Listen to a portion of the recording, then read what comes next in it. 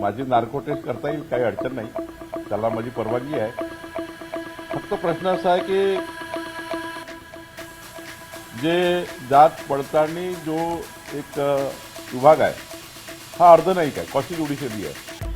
त्याच्यामध्ये आम्हाला हस्तक्षेप करता येत नाही शासनाला. कुठलाही शासनाचा अधिकारी मंत्री या अथॉरिटीला फोन करू शकत नाही आणि त्यामुळं अशा जात पडताळणी समितीच्या ज्या काही निर्णय आहे त्या निर्णयामध्ये बावनकुळे फोन करतात किंवा अजून कोणी मंत्री फोन करतात हे काही म्हणणं योग्य ठरणार नाही.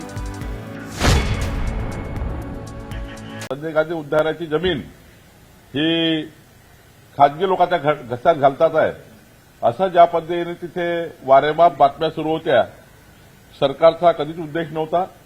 वनची जागा वनलाच राहिली पाहिजे, संजय गांधी उद्यानाची जागा संजय गांधीचीच उद्यानाची राहिली पाहिजे, याबद्दलचा हा निर्णय झालेला आहे.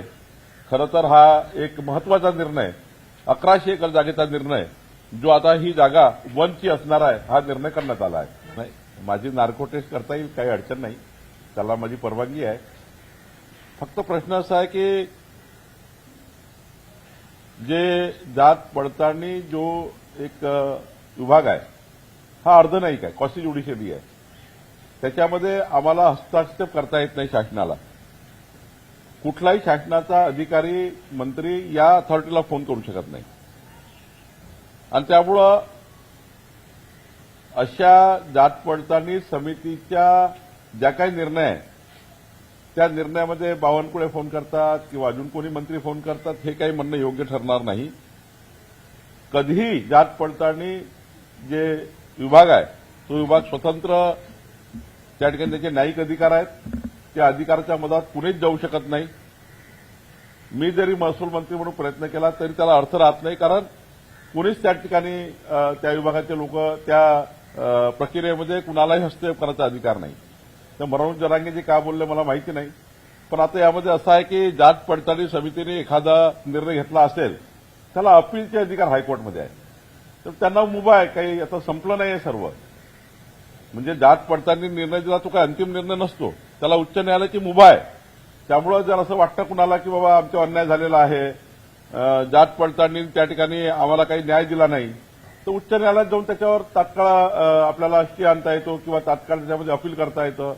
मला असं वाटतं तशी प्रक्रिया अवलंबली तर बरं होईल. त्यांचं म्हणणं आहे की जाणीव बुजून सरकारमधले काही मंत्री तुमचं नाव घेतलं कुठेतरी जाणीव बुजून हे सगळं करताय. नाही, त्यांचं स्पष्ट म्हणणं आहे बावनकुळे साहेब की तुमच्या दबावामुळे अनेक सर्टिफिकेट बदलले गेले आणि आता मला सरकारला सांगायचंय की मराठे हवेत की बावनकुळे हवेत, ओबीसी हा वाद परत एकदा ते निर्माण करू पाहतात. नाही असं आहे, ठीक आहे, ते काय बोलले मला याच्याबद्दल जास्त चर्चा करायची नाही. मी एवढंच सांगेल, जात पडताळणीच्या कुठल्याही त्या ठिकाणी कार्यक्षेत्रामध्ये सरकारला हस्तक्षेप करण्याचा अधिकार नाही, ना कुणा मंत्र्याला नाही.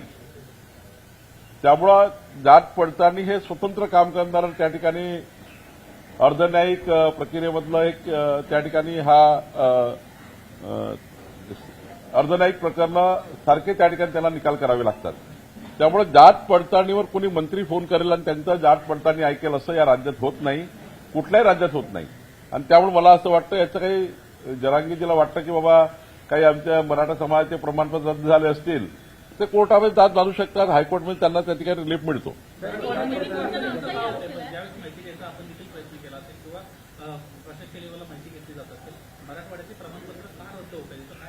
आता ते जात पडताळणीला माहीत, जे काही त्या ठिकाणी जी समिती आहे जात पडताळणी समिती, ही समिती चेक करतं जे काही कुठल्या समाजाचे, मग ते ओबीसी समाजाचे असतील जे काय असतील. आता नेमकं मला त्या ठिकाणी हा डेटा आपण मिळू शकेल वेबसाईटवर की किती कुठल्या कुठल्या समाजाची जात पडताळणी रद्द झाली आहे. केवळ आता मराठा समाजाच्या लोकांची झाली का की इतर लोकांची झालेली आहे, त्याचा डेटा आपल्याला त्या ठिकाणी वेबसाईटवरून घेता येईल. मला असं वाटतं डेटा येईल एखाद्या वेळी, तुम्ही घेऊ शकाल. तर मला असं वाटतं की जात पडताळणी समितीचे जे अधिकार आहेत ते अर्धन्यायिक अधिकार आहेत, त्यांच्या अधिकारामध्ये कुणालाही सरकारला बोलायचा अधिकार नाही. मंत्री तर बिलकुलच त्या ठिकाणी फोन करू शकत नाही, कारण त्यांना तो असा अधिकार नाही. त्याच्यामध्ये पण एक विचारायचं की निवडणुकीच्या आधी ज्यावेळेस अर्ज दाखल करतात त्यावेळेस अनेकांनी प्रमाणपत्र घेण्याच्या ऐवजी नंतर घेतल्याची मुभा पण होते असतात प्रमाणपत्र सादर करण्याची जास्त. आता हे प्रकरण हळूहळू समोर येत आहे. मग याला काही जण राजकीय रंगदेव पाहतायत का की प्रशासकीय कामकाजामधली ही त्रुटी होती म्हणून या गोष्टी समोर येत आहेत? मी तुम्हाला वारंवार सांगतोय, आपण वारंवार रिपीट करताय की तुम्ही या प्रकरणामध्ये जात पडताळणी समिती ही स्वतंत्र अधिकार असलेली समिती आहे. यामध्ये कुठल्याही मंत्री सरकारचा काही त्या ठिकाणी अधिकार नसतो. ती समिती त्यांच्याकडे असलेले डॉक्युमेंट पुरावे बघून निर्णय करतं. त्यामुळं आधी आपण कास्ट सर्टिफिकेट काढल्यानंतर त्या कास्ट सर्टिफिकेटची व्हॅलिडिटी जी आहे ती व्हॅलिडिटी कमिटी ही आहे. त्यामुळं या व्हॅलिडिटी कमिटीने समजा किंवा जात पडताळणी समितीने जर समजा एखाद्या वेळी काही निर्णय दिला असेल तो चुकला असं वाटत असेल त्याला हायकोर्टमध्ये जाण्याची मुभा आहे. पण सर, तुमच्यावर आरोप करताना त्यांनी असंही म्हणलंय की तुमचे 25 ते 30 आमदार जे आहेत ते आम्ही निवडणुकीमध्ये पाडू असं ठीक आहे, तो आरोप करणं त्यांचं काम आहे. आरोपावर काही उत्तर दिलं पाहिजे. माझी काही त्या ठिकाणी असं आरोप प्रत्यारोप रोज त्या ठिकाणी करण्यात माझं पिंड नाही. मला ते करायचं नाही. कुठल्याही जरांगे पाटील यांनी केलेल्या आरोपावर बावनकुळेचे बोलले हे करायचं नाही आहे. मला फक्त वस्तुस्थिती सांगायची आहे की जात पडताळणी ही स्वतंत्रपणे काम करणारी एक कमिटी आहे. त्याच्यात कुणालाही अधिकार नाही. कुणाला जर वाटतं की आमच्यावर अन्याय झाला तर हायकोर्टमध्ये तातडीनं त्याच्यावर सुनावणी घेता येतं किंवा हायकोर्टमध्ये अपील करता येतं. सोबत त्यांनी आणखी एक आरोप केलेला आहे की पोलीस भरतीच्या वेळेस 2016ला मराठ्यांची पोरं घेतली नाही, मराठ्यांच्या पोरांना डावरलं गेलं आणि हे जाणून बुजून केलं असा आरोप त्यांनी केला. त्यांनी काय बोलले यावर मी काही उत्तर वारंवार देणे काही योग्य नाही. मी जे माझ्याबद्दल सांगितलं की कुठल्याही मंत्र्यांना जात पडताळणी समितीला फोन करण्याचे सूचना देण्याचे अधिकार नाही. जरांगे पाटील असं देखील म्हणतायत की बावनकुळेंमुळे मी देवेंद्र फडणवीस यांचं इतकं वाटोळ करीन की त्यांना मोजता येणार नाही. देवेंद्र फडणवीसांना बावनकुळे महत्वाचे की मराठी? असं आहे, मी वारंवार सांगतो, जरांगे पाटील काय बोलले याचं उत्तर देण्याकरता खऱ्या अर्थाने मी त्यांचं प्रत्युत्तर देणार नाही. मी वस्तुस्थिती सांगेल की वस्तुस्थिती ही आहे. आता वस्तुस्थिती मी मांडली आहे. त्यामुळे जरांगे पाटील साहेबांनी काय बोलले याच्याबद्दल मला फार काही या ठिकाणी काही प्रत्युत्तर जायचं नाही. विवाद की जमीन जो है मोहन भागवत आणि जयंतींसोबत संवाद साधताय. संजय राऊत म्हणतायत की जयंती हे तिथं येणार जयंती नाही तर भाजपच्या संघाच्या कार्यकर्त्यांची पदाधिकाऱ्यांची मुलं आहेत. तुम्हाला जर संवाद साधायचा होता तर तो दिल्लीच्या जंतर मंतर मधल्या तरुणांशी साधायला पाहिजे.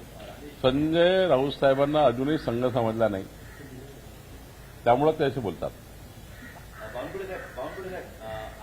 एफडीए आयुक्त तुकाराम मुंडे यांनी अमरावतीमध्ये एक सावजी आपला खाद्यपदार्थ जो विदर्भात आहे त्याच्या संबंधित त्यांचं पर्सनल स्टेटमेंट होतं. ते त्यांनी असं म्हटलं होतं की जर सावजी खाल्लं तर 1 महिना हॉस्पिटलमध्ये राहावं लागतं. त्या अनुषंगानं आता बघायला गेलं तर नागपूरमध्ये सावजी अन्नपदार्थ जे वाटपातना जे ओनर आहेत ते आक्रमक झाले. सावजी समाज आक्रमक झाला आहे. तुम्ही कसं बघताय? कारण तुम्ही लोकनेते आहात. खरं तर सावजी हे जे रेस्टॉरंट आहे आमच्या विदर्भामध्ये हे या ठिकाणी 3-4 पिढ्यापासून असे रेस्टॉरंट सुरू आहे. सावजी ही अशी मसाल्याची आणि बनवण्याची पद्धती आहे ज्यातनं प्रत्येकाला असं वाटतं विदर्भात गेल्यावर की सावजीचं जेवण जेवलंच पाहिजे. इतकी लोकप्रियता आहे. त्याचे मसाले तसे आहेत. ते मसाले इतर कोणी बनवत नाही. त्यामुळं त्यांच्या उद्योगाबद्दल सरसकट त्या ठिकाणी टिप्पणी करणे कुठल्याही अधिकाऱ्यांना योग्य नाही. त्यांनी त्यामध्ये जे काही त्या ठिकाणी वाटतं की ते आरोग्याला धोकादायक आहे किंवा इमेजबाधा झाली आहे त्या ठिकाणी ठीक आहे. पण सावजी हा व्यवसाय या विदर्भाची आता शान आहे. जगातल्या कित्येक देशामध्ये आता सावजीची मागणी त्या ठिकाणी भरपूर ठिकाणी सावजी हे पक्वान्न जातं. त्यांचा जे काही नॉनव्हेज वगैरे आहे. मला असं वाटतं की त्या बिझनेसबद्दल काही बोलू नये. त्यांच्या बिझनेसला बडीचा बकरा बनू नये. तो अत्यंत त्या ठिकाणी हजारो परिवारांना त्यांच्या घरामध्ये घरगुती जेवण बनवणारा, घरातलं जेवण त्या ठिकाणी रेस्टॉरंटमधून आणून त्या ठिकाणी मग त्याचे ग्राहकांना देणारा हा मोठा व्यवसाय आहे. व्यवसाय बंद होईल अशी कुठलीही स्टेटमेंट कुठल्याही अधिकाऱ्यांनी करू नये. विजय वडेट्टीवारांनी आरोप केले की शेतकऱ्यांच्या जमिनी ज्या आहेत ते बळकावल्या जातात आणि अदानीला दिले जातात. अदानी मोदी बोलले अदानी चाले असं त्यांनी. ते विजय वडेट्टीवारला काही ना काही दिवसभरात लाईन पाहिजे म्हणून ते बोलतात. त्याने स्पेसिफिक प्रकरण जर माझ्याकडे दिलं की तुम्ही अडाणीला जमीन का दिली तर आपण त्याचं स्पेसिफिक उत्तर देऊ शकतो. असं सरसकट अडाणीला जमीन दिली, याला जमीन दिली, सांगा कुठली जमीन दिली, ती कशाकरता दिली, डेव्हलपमेंट ऑफ महाराष्ट्राचं काही डेव्हलपमेंट थांबलं होतं का किंवा डेव्हलपमेंट करायला दिली आहे, कशाकरता दिली, कुठल्या जमिनीबद्दल बोलता जरा व्यवस्थित बोलला तर सांगता येईल. साहेब, मनोज जरांगे हे एकनाथ शिंदेंनाही आज बोलतायत, फडणवीस पक्षांनाही मी वारंवार सांगितलं, आपल्याला वारंवार सांगतोय, सरकारलाच का तुम्हाला मी वारंवार सांगतोय की मनोज जरांगे पाटील कोणाबद्दल काय बोलले त्यांना विचारा. मी तर हे म्हणेल माझ्याबद्दल बोलले तर मी त्यांचं प्रत्युत्तर देण्याचा काही प्रयत्न करणार नाही, कारण मी फक्त तुम्हाला वस्तुस्थिती मांडण्याचा प्रयत्न केला आहे. ही वस्तुस्थिती आहे की जात पडताळणीला कुणीही फोन करता येत नाही. पण सल्ला देणार का तुम्ही की तुम्ही मी सल्ला देण्याचा मोठा माणूस नाही आणि त्यामुळे मी सल्लाही देणार नाही. एकनाथ शिंदे यांच्या लाडक्या बहीण योजनेमुळे भाजप सत्तेत आली आणि भाजप विरोधकांना संपवण्यापेक्षा आता मित्र पक्षाला संपवते, असं त्यांना करू नये असं रवींद्र धंगेकर म्हणतात. हा, मी तुम्हाला सांगतो ना, काही लोकांना अशी बोलायची सवय लागली आहे. काही लोकांना मीडियामध्ये सकाळपासून लाईन पाहिजे असतात, काही लोकांना मीडियाची विंडो पाहिजे असते. त्यामुळं आपल्याला विंडो पाहिजे असते, त्यांनाही विंडो पाहिजे असते, वाटेल ते बोलतात. आमचा पक्ष हा मित्रपक्षांना सोबत घेऊन काम करणारा ह्या देशातला एकमेव पक्ष आहे. अटलजीच्या कार्यकाळ बघा, आम्ही 21-22 पक्षाचं सरकार चालवलं. त्यानंतर मोदीचं सरकार एनडीएमध्ये चाललं गेलं, म्हणजे 15 वर्ष झाले एनडीए सुरू आहे. आणि महाराष्ट्रात तर बघा 35 वर्ष आम्ही शिवसेना भाजपा युती या ठिकाणी चालवलेली आहे. आता एकनाथ शिंदे आणि सुनेत्रा पवारजी सोबत आम्ही काम करतोय. आम्ही कधीही मित्रपक्षाला कुठलंही त्या ठिकाणी त्यांना कमी करण्याचं काम करणार नाही. मित्र पक्षाला कशी बळकटी देता येईल, मित्र पक्षाला कशी बळकटी देता येईल असं काम भारतीय जनता पार्टीच्या अजेंड्यावर आहे. आम्ही रोज करतो आहे. मित्र पक्षाला सोबत घेऊनच सरकार चालू शकतं, या भूमिकेशी मी सहमत आहे. महाराष्ट्रात सुद्धा 13 पक्षाच्या युतीचं आमचं सरकार आहे, त्यांना सुद्धा आम्ही सोबत घेऊन काम करतो आहे. त्यामुळे भाजपा मित्र पक्षाला मजबूत करण्याचं काम करतं, त्यांना बळकटी देण्याचं काम करतं. धनगेकरनी काँग्रेसचा पूर्व इतिहास तपासून घेतला पाहिजे. काँग्रेसचाच त्या ठिकाणी ब्लड आहे की त्यांच्यासोबत गेलेल्या व्यक्तीला खाऊन टाकतात, असं ब्लड काँग्रेस पार्टीचं आहे. भारतीय जनता पार्टीचं ब्लड हे या ठिकाणी सर्वाला सोबत घेऊन काम करण्याचं आहे. मुद्दा असा आहे की जरी तुम्ही टीकेला उत्तर देत नसाल, मात्र जरांगेचं थेट म्हणणं असं आहे की बावनकुळे फडणवीसांच्या सांगण्यावरून बावनकुळे असं करताय किंवा अर्ज करताय.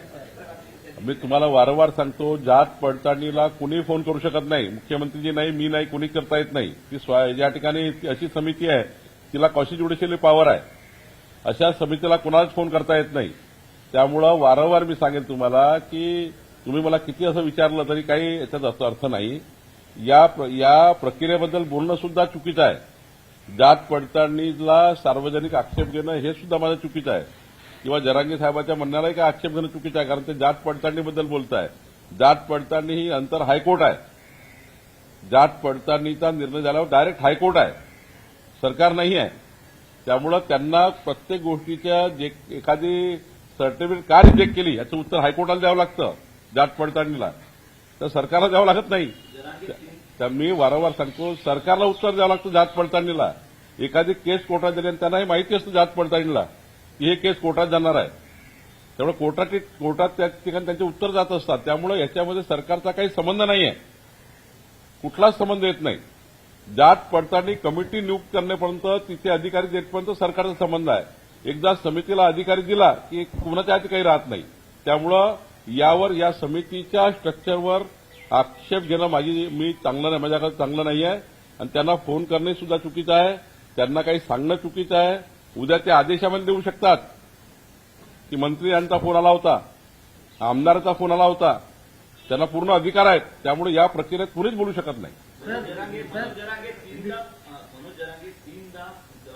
मुंबईत आले, पुला उधळला, मागण्या मान्य झाल्या म्हणून घोषणा केल्या. आता 28 तारीख 29 ऑगस्टची डेडलाईन सरकारला दिली, नाहीतर अमर उपोषण म्हणताय. मी तुम्हाला सांगतो की जरांगे पाटील साहेबाबद्दलच्या ज्या काही भूमिका आहेत त्या भूमिका मराठा आरक्षण समिती आमच्याकडे आहे. मराठा उच्चस्तरीय उपसमिती आहे, त्या ठिकाणी त्यांची बैठक घेण्याकरता एक स्पेशल व्यवस्था केली आहे की एक मराठा समाजाकरता एक कॅबिनेटची सब कमिटी केली आहे.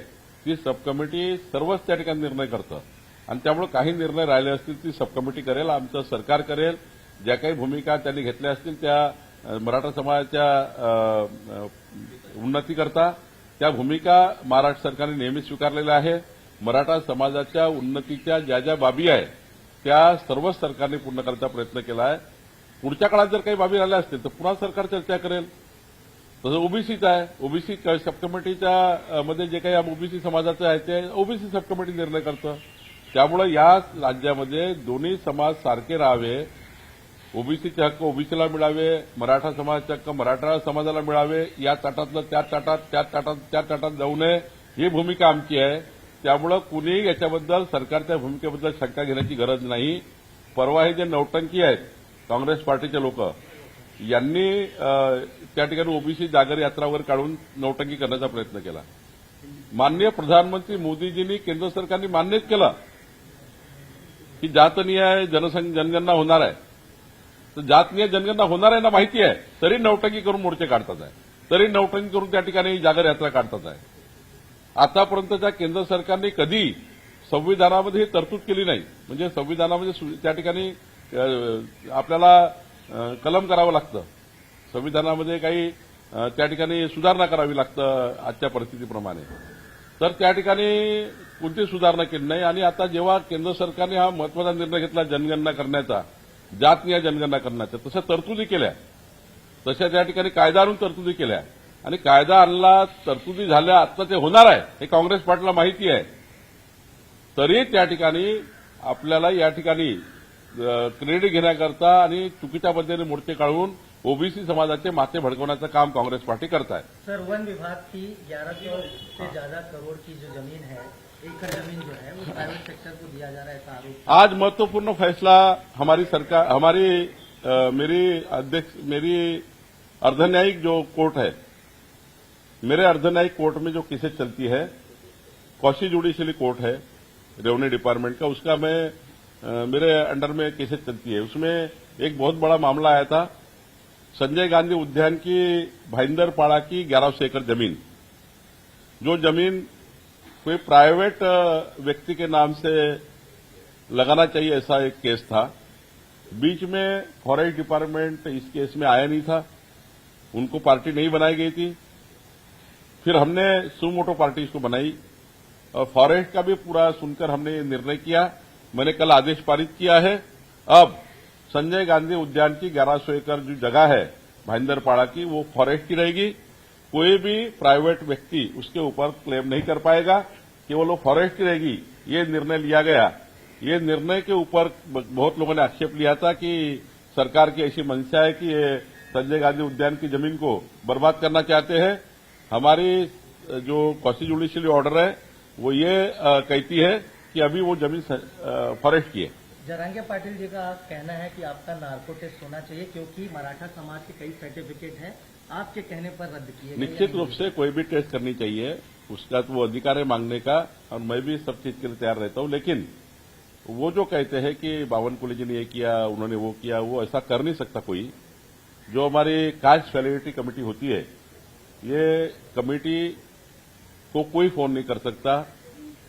वो एक कौशी जुडिशियल टाइप कमेटी होती है, वहां पे जुडिशियल कमेटी होने के नाते उसको कोई भी फोन नहीं कर सकता, मंत्री फोन नहीं कर सकते, उनको कोई डिक्टेशन नहीं दे सकते हैं. उनका सीधा अधिकार हाईकोर्ट को है. अब कास्ट वैलिडिटी कमेटी ने अगर कोई गलत निर्णय लिया, ऐसा लगता है किसी को, तो हाईकोर्ट जाकर उसको दुरुस्त कर सकते हैं. हाईकोर्ट में सारा सबमिट होता है. तो मुझे लगता है कि ये जब सरकार के अंडर में नहीं है, सरकार का हस्तक्षेप ही नहीं है ये सब चीजों में, उसके बावजूद भी अगर आरोप लगाया तो उनको आखिर उनको भी समझता है सब चीजें. तो मुझे लगता है आरोप प्रत्यारोप कोई मंत्री के ऊपर करके कोई फायदा नहीं है. कोई भी मंत्री कास्ट वैलिडिटी कमेटी को फोन नहीं कर सकते, उनका अधिकार नहीं, और वो सुन भी नहीं सकते हैं. उनको ये मालूम है कास्ट वैलिडिटी कमेटी को, हमने अगर गलत निर्णय लिया तो हाईकोर्ट चैलेंज हो जाएगा, और हाईकोर्ट में कल पूछताछ हो गई तो जात वैलिडिटी कमेटी के ऊपर, वो कास्ट वैलिडिटी कमेटी के ऊपर स्ट्रक्चर पास हो सकते हैं, उनके ऊपर हाईकोर्ट वहां पर कार्रवाई कर सकते हैं. ये सारा वो उसमें प्रावधान है. तो मुझे लगता है किसी मंत्री को, किसी व्यक्ति को कास्ट वैलिडिटी में दखल अंदाजी करने का अधिकार नहीं है. जाति जनगणना को लेकर के कांग्रेस हमेशा से विरोध में रही है और यही कांग्रेस आज सुनेत्रा पवार जी को गुड़िया के नाम पे कहती है. कांग्रेस पार्टी अपना अस्तित्व बचाना चाहती है. ऑलरेडी केंद्र सरकार और मोदी जी ने ओबीसी की कास्ट वाइज जनगणना को मान्यता दी है, जो कि कांग्रेस ने कभी स्वतंत्रता के बाद नहीं किया था. उनकी कई सरकारें बनी इस देश में, कई दिन से मांगती कि कास्ट वाइज सेंसस करिए, लेकिन कांग्रेस ने कभी नहीं किया. उनकी सरकारों में कभी ये मांग कई बार उठी नहीं किया उन्होंने, ओबीसी पे अन्याय किया। जब हमारी सरकार ने ओबीसी का कास्ट वाइज सेंसस चालू किया है, तो अब वो उसका क्रेडिट लेने के लिए कांग्रेस पार्टी कुछ मोर्चा वोर्चा निकालती है, कुछ रैली निकालती है। झूठे हैं ये लोग, कांग्रेस पार्टी के लोग। ऑलरेडी मोदी जी ने प्रावधान किया है, हमारी सरकार ने ऑलरेडी काम किया है, तो ये इसका क्रेडिट लेने के लिए कर रहे हैं। रह गई बात हमारे सुनेत्रा भाभी जी को, जिस प्रकार से उन्होंने कहा है, कांग्रेस पार्टी की हमेशा की ये ब्लड उनका खराब है। इनके ब्लड में महिला के विरोधी इनकी पार्टी का संविधान है। इनके पार्टी में कभी बहनों को उन्होंने अच्छा नहीं देखा। उन्होंने बहनों के ऊपर कई बार हमारी जो भी महिलाओं के बारे में निर्णय होते उनको उन्होंने क्रिटिसाइज किया। उन्होंने महिला आरक्षण बिल पे महिलाओं को क्रिटिसाइज किया। उन्होंने पंचायत के आरक्षण के टाइम पे ऐसे क्रिटिसाइज किया। जब सरकारें लाड़की बहन जब निर्णय हुआ था, वो टाइम उन्होंने हाईकोर्ट में पिटीशन डाली ये योजना के खिलाफ। अब महिला शेतकरी बिल हमने जो लाया उसके ऊपर कांग्रेस पार्टी ने आक्षेप व्यक्त किया। कांग्रेस पार्टी हर बार महिला विरोधी गतिविधियों में काम करती है। और सुनेत्रा भाभी जी को जो उन्होंने कहा वो नीच और संस्कार में नहीं बैठते ऐसे शब्द कहा है। हमारे महाराष्ट्र के संस्कार संस्कृति बहनों को सम्मान देने वाली है, और सुनेत्रा दीदी का उन्होंने अपमान किया है, उनको हम नहीं छोड़ेंगे। राष्ट्रवादी कांग्रेस पार्टी, बीजेपी, सारे अलायंस ये बात का निषेध करते हैं। हमारी दीदी सुनेत्रा जी पवार, इनके ऊपर कोई आक्षेपारी अगर कोई कहेगा उनको हम नहीं छोड़ेंगे। निश्चित रूप से ये बात की हम निंदा करते हैं और उसके ऊपर कड़ी कार्रवाई की भी हम मांग करेंगे।